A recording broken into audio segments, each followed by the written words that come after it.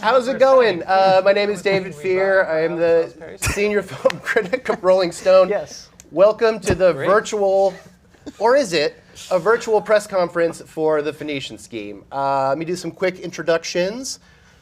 Writer-director Wes Anderson, Benicio del Toro, Bryan Cranston, Cera, Scarlett Johansson, and Mia Threapleton. Did I pronounce that right? You did. Oh, awesome, I got it the first try. Done. I have got some of your questions from the participants here. I've got some of my questions. We're just going to go through this. It's going to be a nice, lovely 45 minutes. Just the 7 of us and the 40,000 of you out there. 40,000. 40,000. This is what I'm told. It's Okay. quite an audience. Okay, Wes, let's start with you. So Is that real? That's not true. no, I should say it's a much more modest number, but still legion. How many less zeros? How many less? Maybe maybe 3 less zeros. I was told 130. 130. You know We are what? 2 minutes into this, and we're already in the We weeds. should offer them all a hand grenade. I think that's. Check your mail. There are going to be complimentary hand grenades coming your way. So, Wes, you've said that part of this starts with you talking to Benicio as the French dispatch was at Cannes, and having this image of him just standing there in a suit. And then you've also talked about how so much of this is based off your father-in-law, and how he had lived this very mysterious, very kind of international man of mystery life. So how did those two things kind of come together to give us the story that we've got here? Good. Well, I wouldn't say he wasn't an international man of mystery. I'll give a quick portrait. Just not that I don't mean to contradict what you're saying, by the way. I'll just clarify. Thanks. Yes.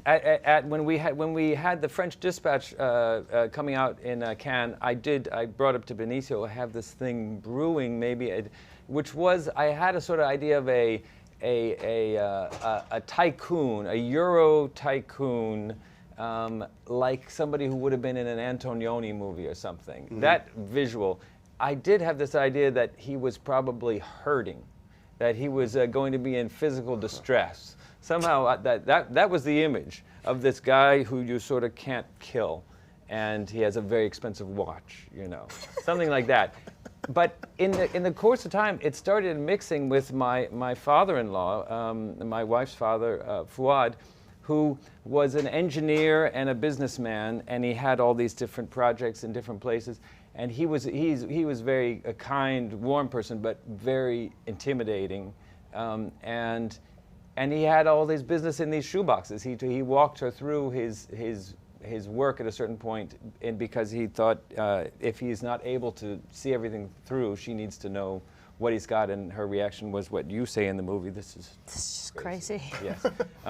So yeah, it was a mixture of those two things, Fuad and whatever the first thing I said was. Right.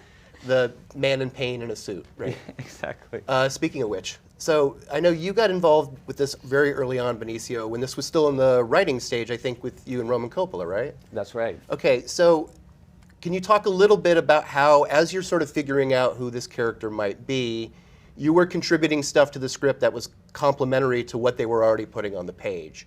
And I'm also wondering if there was something that helped you kind of crack who this guy was, if there was a key, a small thing, a gesture, which is something. Well, we had many conversations, about the story, about the character, but a lot of it comes from Wes's writing. It's layered, it's full of contradictions, which makes it really yummy for an actor to try to bring to life. And there was elements of collaboration. I think one that I remember was that at some point, my character, Jaja Gorda, is meeting his daughter for the first time, played by Mia Threapleton. And the tutor, played by Cera, is in the room. And I remember telling Wes, well, I'm giving a lot of private information to my daughter. And there's a stranger sitting right there. And, I don't know, I feel uncomfortable as a character giving all this information in front of a stranger. I'm telling her about my bank accounts and my everything that deals with like secrecy. And Wes said to me, well, we'll polygraph him. And I went, well, okay. And you know, and very quickly he came up with this idea of a lie detector, which is a portable pocket polygraph, which PPP. yeah, there you go. And in The P3, 1950, it was probably the size of this building, but he made it into the pocket version, and he called it the lie detector. And so that's kind of like, that was my, you know, I'm kind of like looking at it like being in the place in the moment, and you know, but you know, the character is on the page. The backstory of the character is on the page. Yeah. You know, so many movies we do, we create backstory if we have to, right? Right. But this was on the page, so. Before I get to the rest of the cast, I've got a question here from one of the participants about the opening credit sequence. And it's great because we have already met Zsa Zsa at this point, and then when the credit sequence goes and you have that overhead shot, it's really great at kind of setting the tone and the pace for everything that we're going to watch after that, especially because that opening preamble is like so visceral and kind of shocking in a lot of ways, and then this sort of just kind of glides you into the rest of the film. So they'd like to know about how you conceived that and what it was like to act that scene and how long you were stuck in that bath. Okay, most of that, Benicio can do most of that. And I don't know the answer to the first part of it. I know I had the music. I thought this music is right for this character. I mean, in the script, I think I had put he's in a bathtub being attended by all these people. But the sequence in the movie evolved from something or another. And I think his experience of it is interesting. It's the real experience. Was I sat in the bathtub and Wes walked up to me and he said, "We're going to shoot this in slow motion." And I said, "Oh, cool."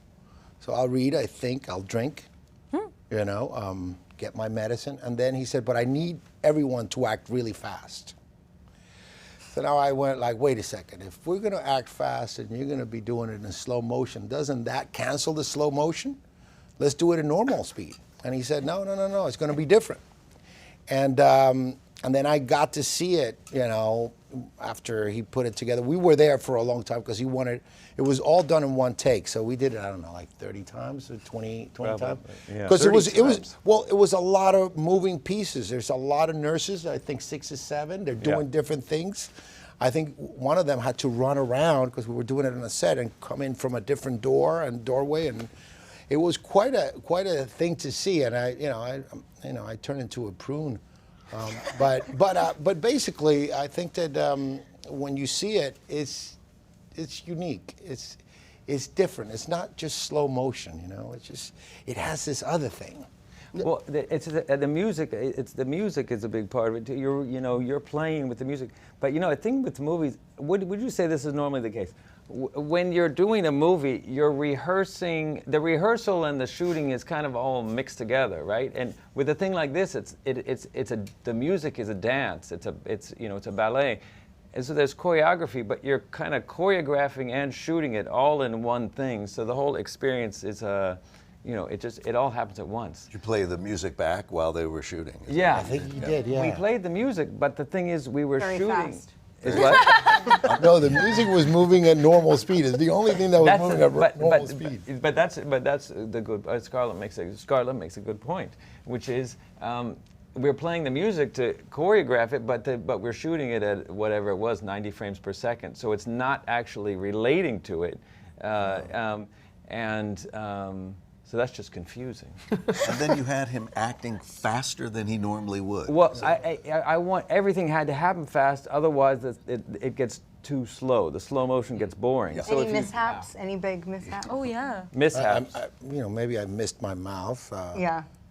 When I was eating, just hit my cheek. Drop the Trying phone to in go the really bath. fast. Yeah, drop- exactly. We just go again. We would just Yeah. go. we just Look, go 30 again. takes is a lot, but if it was Kubrick, it would have been 50. So you got to count your blessings there. We all wanted to get it right. We really did. It was one of those challenges that as an actor you just wanna get to the finish line. You want to do it right, So it was fun. This is very much an ensemble movie, and there's a really wonderful cast kind of swirling in and out of these stories, these set pieces in this story. But so much of this is really down to 2 characters. I mean, technically it's a 3-hander because your character plays such a big part when they go on that trip, but it's really about Zsa Zsa and Liesel, and that's why you need a good Liesel which brings us to Mia. I've gone on record about how much I think this is a wonderful performance. Can you talk a little bit about kind of finding the right balance of less is more? Because so much of this is just small little gestures, like you're moving your eyes one way, or there's a little discernible You shrug. said that we've spoken before, and Yes. I want to talk about The that shrug. The shrug tiniest is little shrug that is so small. it's so small, and yet it tells you about this character, and it's this beautiful little beat that happens. And to me, like that's so much of that performance are all these beautiful little beats. We could talk about the holy water with the assassin in the elevator. Yeah. It's little things like that. So I'm just curious, as you're kind of figuring out who Liesl is, how you're being like, okay, I could do probably a little bit more here. I should maybe scale a little bit back here so that it's all consistent.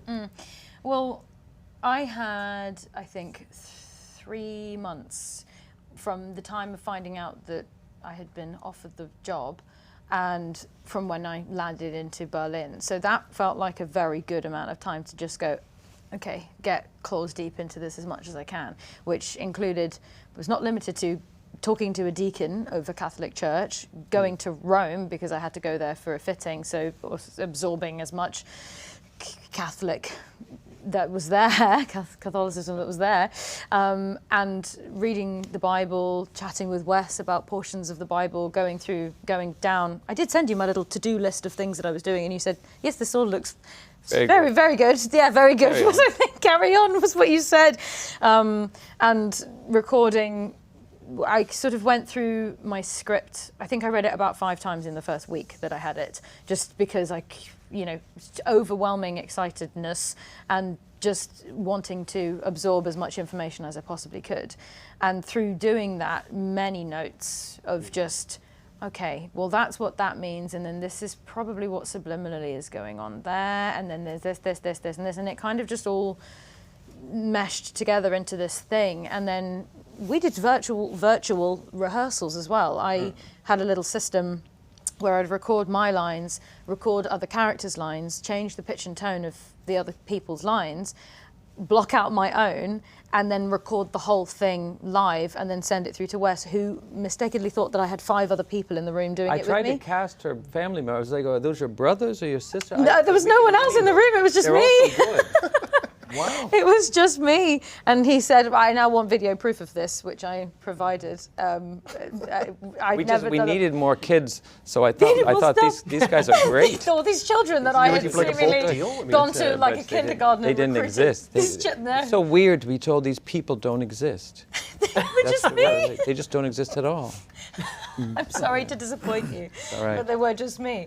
And then we got to Berlin, and during the rehearsal and combined with the 3 months that I had sort of just doing it on my own and making props for you because you wanted me to make the dossier, my murder dossier, that came out of many trial and error, standing on countertops and taking photos of something that looked like a murder investigation on my kitchen floor. And it just, but the smallness, the humanisms were things that we sort of found out as we went, and in rehearsals and on the day. And there was that one instance where I had my hands on my hips. That literally happened because you poked your head out and went, don't move, do it again, same line reading, just keep your hands like that. And that's what ended up it being in the film. So you picked up on humanisms. You wanted the humanity thing. Like humanness, yeah. A Let's long go with answer that. for a very short question, but yes. There was a rehearsal period with just the 3 of you before filming, right? It was the 4 of us, Michael, Benicio, Wes, and myself. Right. And so as the 4 of you were just kind of figuring these relationships out, what did you discover in this process? Many things. We did a lot of blocking. I think the thing that we worked on first was scene 6, which is that big opening scene where we meet all of us all together. And through that and over the course of many lunches and cups of coffee and just conversation and much more blocking of sort of scenes that were just with the 3 of us. We did the railway in the desert, and Wes would sort of come in going like that and kind of work out, okay, actually that doesn't match what the animatic was, and that's physically not possible because you're not animated. Okay, so hang on, scratch that, we'll do something else. So kind of just playing around. It was play. For a lot of it, it was kind of just having fun and also talking. Benicio, Michael, you want to add to Well, I mean, yeah, it was really the first time we'd all met, and it kind of was just like developing a sense of our little team, our little unit, and like I remember mostly. I mean, we did rehearse and we read the scenes, but I mostly remember like the lunches together, and just getting our little rhythm going together. And for me, it was sort of the first time saying the lines out loud and trying the accent. So. Oh yes, the accent. That was, I mean, yeah, kind of like, lightly dipping into it slowly. And then, but it didn't kind of get up to speed until we started, I feel like. Well, you had two guys to do, you had two characters Yeah. to make, kind of. That's true. But you had them. By the time, when you arrived, you already had sort of the whole thing figured out. And then you refined it a bit And then as we played it. And then we just picked our lane. Yeah, that's it. Yeah. I've got a question for you from one of the participants, but this is actually a good excuse to open this up to everybody here because they're asking about how Bjorn's costume, what he wore, kind of helped inform the character as you were putting him together. Yeah. But I feel like the costumes for each of these characters, it's like, even if they're only on screen for like 5 minutes, like what they're wearing says so much about who they are and how they kind of fit into this world that we're in. So I would love it if all of you would talk about, putting the costumes on, working with the costume designer, kind of getting the look of these characters and how that informed how you played them. Just don't make Scarlett answer that because I don't think she liked the costume. Why do you think that? Did you like the costume? Well, you're asking, why do you think I didn't like it? I thought you said you didn't like the costume. Which costume? In The the- wedding dress? Oh, here it No, the wedding dress was great. The wedding dress was great. I mean, we could do this privately. But Is this not private? No, but I thought you didn't like the That the gingham outdoor thing? one, the gingham thing. Yeah. Am I wrong about that? I don't know that I really thought. I You wasn't didn't really totally get sure what Milena wanted it to be open on the top. There was a lot of conversation about the buttons. The buttons on the top. Buttons, uh-huh. I don't care. I'm not really that particular about No, I thought it was kind of great because I thought you were happy to wear a costume you didn't like. And made it look Why you good. just made that up? But I in remembered it your mind? wrong. Dave, this is really not right. What I say. So we'll get back to Scarlett at the end of this in But terms see, of you can't everybody ask- else's costumes. You can ask her about the costume if you like because she's fine with it. If it helped, it looked amazing. That was just the beginning of all her complaints. Yeah, I remember the string. Okay, yeah. Sandals bit was So- the sandals. The sandals on a string. Michael, we'll start with funny, you. too. Your Hey, wouldn't I costume. just hold it like this? Yeah. And that was better. That's improv. The best is when you said, "Can somebody bring it?" I had these it's not even worth Go, it. go, go. No, it was ridiculous. Go. They're No, just We'll back you across up. it, there's It just didn't make any across sense. Yeah. No, it's It's not even worth it. No, it's just because what's amazing, I will say, is that when you're on set and you need it's like, oh, shouldn't you be holding these shoes by a string? I don't know why nobody does that, but I was like, I don't think so. I've never seen anybody hold shoes by a string. But if that's like what you imagine, and then somebody came over with like the most perfect string, it Yes. was like unbelievable. I'm like, where did you find this? We're in a sand quarry in the middle of nowhere, and this perfect string came out of a prop. Of course, it out of a top-notch props department. was Yeah. great. got it props all. Some of the department. best But guys in the world. All manner of string. amazing what they I have. have to say that watching Scarlett and Wes working, it was like an episode of I Love Lucy. It was one hell of an episode. It was a lot of fun. It was a lot of fun. Like, It was it was very nice that day too because the weather was nice. We had that room we were working in that had the funny light and everything. There's all kinds of wonderful memories. it must have been very different. This was so amazing because we're shooting in, I guess it's supposed to be, I don't know if we're supposed to be in like Israel or somewhere in that general. version of that. Yeah, version of that. But of course we were not. We were in Babelsberg studio, and I was thinking, well, I don't know where this is going to be. Obviously, it won't be green screen because that's never a thing on, With what? on No. film. No. But When you where got would out of you shoot Stockhausen, that? Because we you're in tried the to middle of avoid the forest. And Wes, unbelievable. He found this sand quarry, which was like, as far as the eye could see, was sand, like beautiful, Amazing all sand. different, like beautiful fine sand, and it looked like you were in like the middle of the, you could be. The Sahara. I was wondering. Yeah. It was just incredible. And then they built this beautiful structure. And dam. It was and the dam. And it was such a warm day, like you were saying. It was so sunny out that it felt like you were in, Yes. somewhere in, I mean, in like a race. You weren't pretending you were there. It was so surreal. Sand doesn't just appear. Sand is hard to find. It doesn't A lot grow on trees. of it. A lot of sand, it. A little of it you can You get. have to. Yeah, you Often can. sand is mined, and in this case, and when you if in a sand mine, if you need a lot of sand, there's no better place. But it was just 20 minutes away from the Babelsberg studio. Yes. In the middle of the middle of the German forest. The only thing I'll say is it limits your number of angles when you shoot in the sand mine. This is all sand. It's all sand, but also it's not all sand. I mean, if you point the camera the wrong direction, you're back in Germany. Yeah. So that was the only thing. But we made a very good set. You did. I- It was a Very great good dam set. and a very good tunnel. Sand pit. So so costumes and impressive. sand were the two key ingredients to this Yes. film. And since we've talked about sand, how did your costume affect how you That kind was of came very up with good. your character?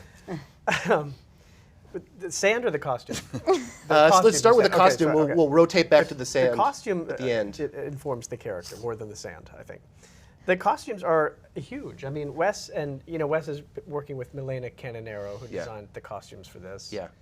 And they're all basically figured out by the time we arrive, and you see a board on the wall of what you're going to look like. And it is huge. I mean, at least I would speak for myself as an actor, like putting on those clothes and seeing yourself, you get a really strong sense of how you're going to look in the movie and who this person is. It kind of constructs like half of the character for you, really. Yeah. Yeah. And you came up with the impromptu habit for the nun, right? This headpiece. is about the napkin. Yeah. Yeah.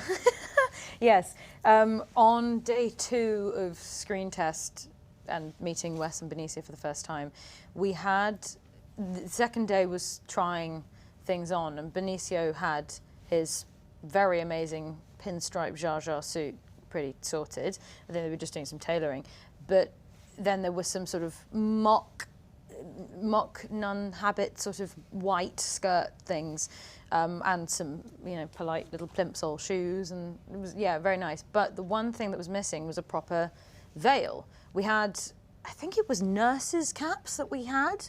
I think it was something like that, and you just were like, nah, that's not quite right.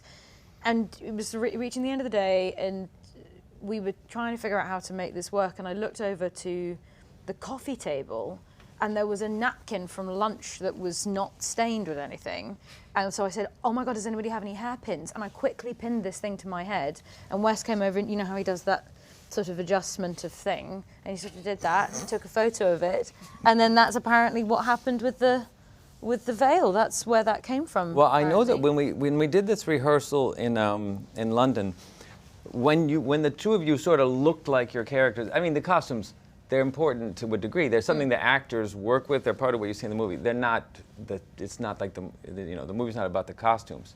But when these two people were in their costumes together, I felt like they were the characters. It was the moment I said, okay, so that's what the movie's going to be like. This is good. These guys are going to be good together. With a napkin on my head. Yeah. Well, I mean, but you put it the right way. I mean, a napkin is a piece of fabric. It's Yes, like any it's piece of just the same fabric. thing. It's a matter of how do you tailor it.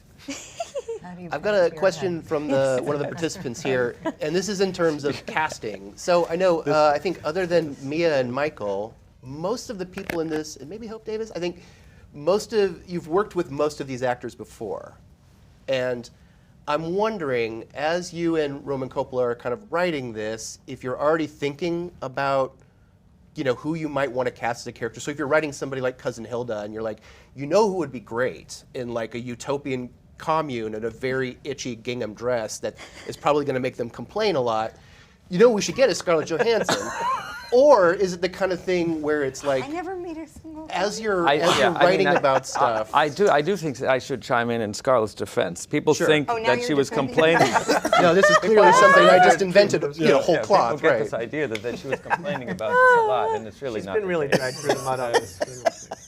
Oh, Scarlett. I don't know where that came from. But in terms of casting, are you already thinking about stuff as you're writing and being Yes, like? I mean, the part for Scarlett, we did think, okay, if Scarlett will do this, then that we had her in mind for that. Bryan and Tom Hanks together, I think the characters partly came out of imagining them as much as it was the other way around, and Benicio's obviously too. So yeah, a lot. Yeah, and many of the roles we sort of cast them as we go. And I tend to also, as soon as we have the idea, I tend to send the email and say, this could be like maybe October or something like that, and try to kind of get on the books if they'll have me. I mean, Isle of Dogs, we had you in mind very early in the writing process of that. And did we talk about it before there was a script, or do you remember? It's too long ago. We did, yeah. You sent me an email and said, This is coming. This is coming. Yeah. And Good. this is what we'd be working with, and the same thing here. I mean, you did actually say we were thinking of calling it the Sacramento Consortium, and I thought, well, then it's about us. But then you quickly switched over. Tom and I arrived at the same time in Berlin at Babelsberg, and until you see the cartoon, as Wes puts it, the full animatic film that he voices all the characters on, until you actually see that, it's not always clear where he's going, what he's going, because the scripts are very dense in detail, and so there is no skimming in a Wes Anderson Roman Coppola script. You have to go, and oftentimes I have my fingers back and I go, wait, what was that? What was that?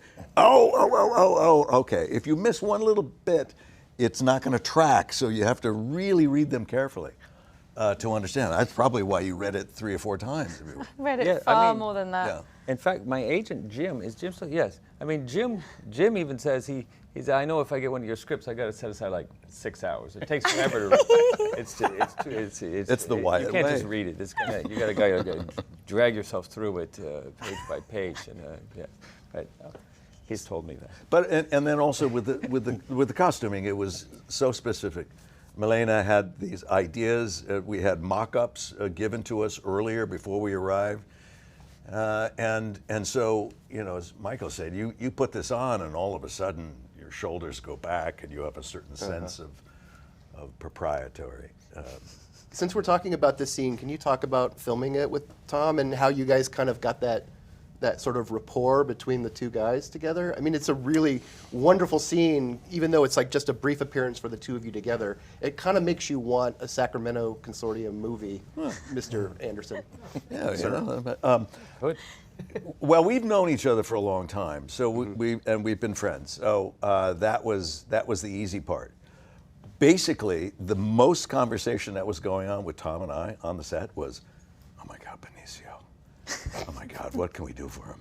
He's got reams and reams and reams of dialogue, and everything in a Wes Anderson movie is very specific. Right. There are no, I mean, you might stumble on a happy accident, but it's really like, bam. And so we were just like, oh, No, thank you. brother. Thank you. Try mouthing his dialogue to him while he was saying. Yes.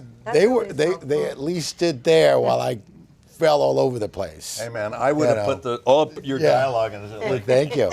Read it off my chest. Yes. But it's exactly what he's saying also about the dialogue, because there were a couple moments where I went up to Wes and I said, well, maybe we can take this dialogue out. And then I went back to it and it wasn't as good. And I had to go up to him and go like, I think you need to put it back, because we're passing information that I think you need. So it was but that's why I couldn't join these people every day for dinner. I had to go up into my room and talk to myself. But you had a lot to say, but you took the time to absorb. Well, I had a lot of help. everything. Yeah. But yes. You try to do, but it was.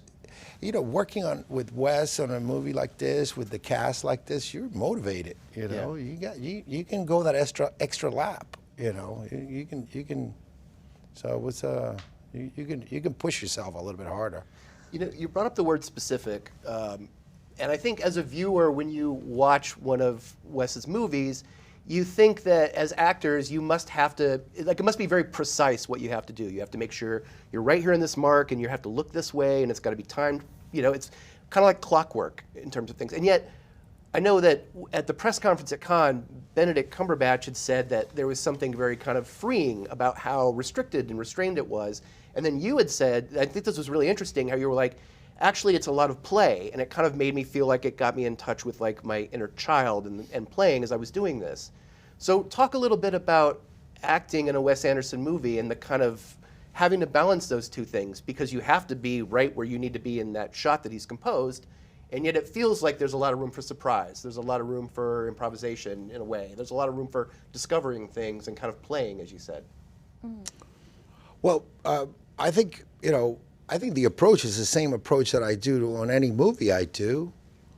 I think Wes wants you to do, to be in the moment. He wants you to tell the truth, whatever that means. But you know, we try as actors to do that, and I think he expects that, you know. So from there, he can block it, and you have all this dialogue, but you can still bring a piece of yourself into it. And there's room for the imagination too, to run amok, and you gotta have fun, even if you're like drowning. You gotta have fun. Making reams of dialogue? Yeah, yes, you know, and we did. Yeah, it's not like I'm saying pause here, turn here, do a thing here. It's I feel that doesn't happen. Does that happen? No. Like Scarlett has to do a thing where she comes down from the top thing, down these stairs, and then comes all the way to camera. A long take with a lot of dialogue. And I don't think I said anything about how to do that or anything. That's just, you know. No. I mean, you do the blocking, of course, but then you just. But I also think because you're enjoying it so much, I mean, you can hear Wes enjoying it. And that's helpful because you actually, I think it's really motivating to try new things, even though the blocking may be, you know, specific to what it is, and the camera moves are specifically what they need to be, and there's a bit, you know, there's sometimes a timing element to it, which is a little bit more, I don't want to say restrictive, but it's just particular, I guess. But then the performance pieces, I think, you're very playful within that because, well, you're just enjoying it and encouraging variety, you know. So I don't think it is as, I think I've gotten some questions when we've done press for Wes's films, and it seems that it comes across that everything is so calculated. But I think it's the actual process of it doesn't feel that way at all. I mean, the physicality maybe, again, because the camera moves are very calculated. And sometimes there's specific propage and all of that stuff that, you know, and the edit is very sharp.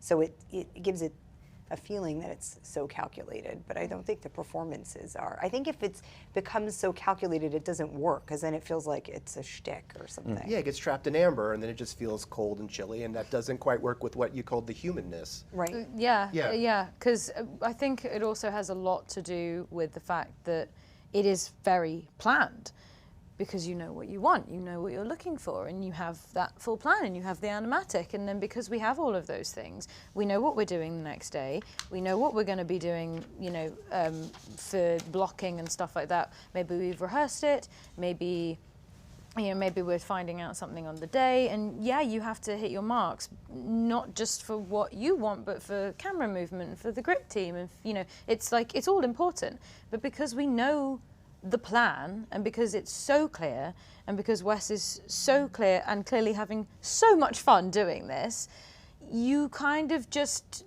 don't think about the plan because it's happening around you. You're just in the thing, in the moment that's happening with you, and you're not leaping your imagination somewhere else because you're also actually in that world. Adam Stockhausen and his entire team of amazing people are so, I don't know how they did it, but you walk like you're walking into a dam, or you're walking into a train or a very good tunnel or somewhere. You're just there and you're playing and you're having fun while you're doing it, and you're being told what to do by somebody who knows exactly what they want and how to do it. We got time for one last question. I'm going to take a big philosophical swing with this one because it's, you can watch this film, I feel, and just enjoy what's going on. It's funny, it's very moving, it looks beautiful. It's all the stuff that you kind of expect from one of your movies. And yet there is this really, what I feel is a really kind of wonderful undertow of a story about a father and a daughter.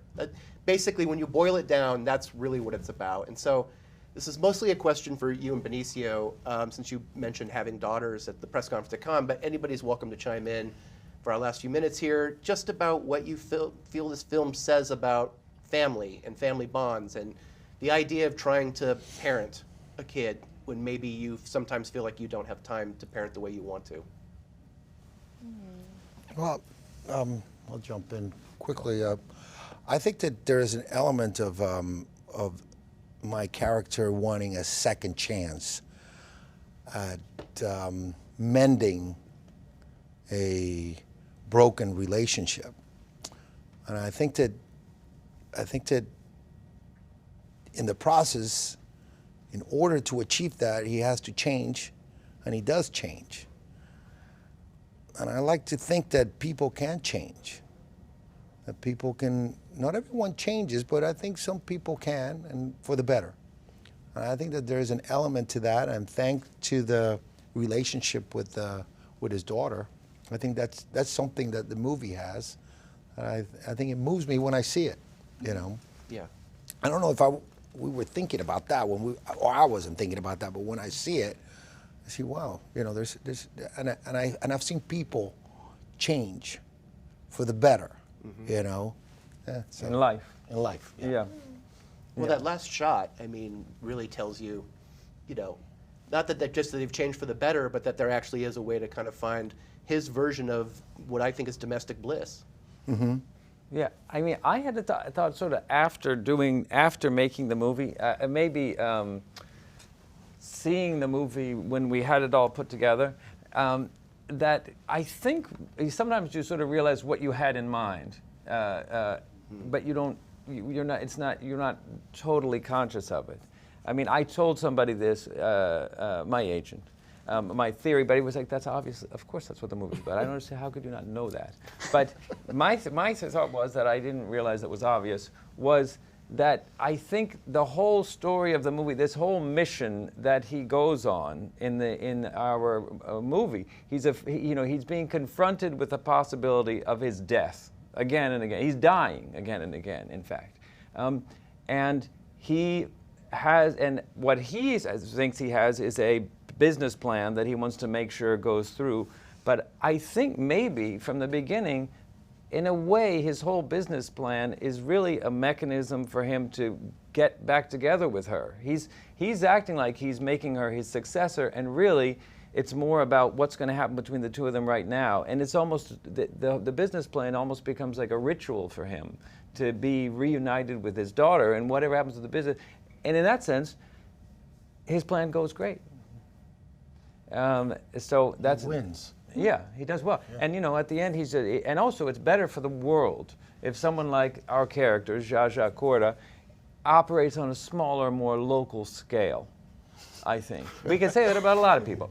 Some people who do big things, it would be better if they did smaller things. Sure, sure. Contained would be one word. Yeah, yes, I get it. Sure. You don't have to do it to all of us.